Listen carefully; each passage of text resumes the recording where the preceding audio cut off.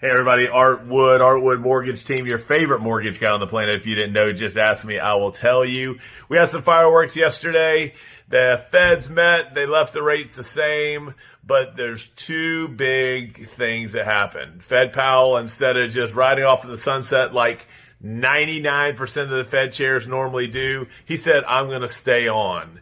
And, he's still got some things to work out. They dropped the investigation into him, but, he says, I don't want there to be political interference to the Fed. And he was pouting about it and being mean, but, hopefully he will leave at some point because he's just no good. He's made too many errors and, cost us, but we had that. And then we had, actually, the last time that had happened was 1916. There's only been two Fed presidents that have stayed on. One was in 1946. That's because the president asked her to stay on.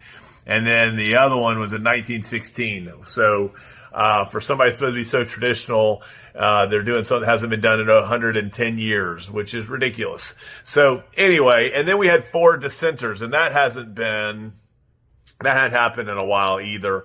But you had 3 that wanted more aggressive language that said, hey, the next move isn't necessarily a cut. It could be a raise or an increase. And then the other one, Stephen Mirren, said that they still wanted a quarter cut. So it was just interesting. We got kind of kicked in the face yesterday with rates because they really want to see Powell off in the sunsets. Gas prices had gone up. Then we had PCE with Fed's favorite gauge of inflation today. It went higher, but the bond market's actually recovering a little bit because I think bonds are like, well, if this Iran thing would just be over, we could get back to normal. So interest rates basically about as high as they've been. Well, definitely higher than they've been all year long.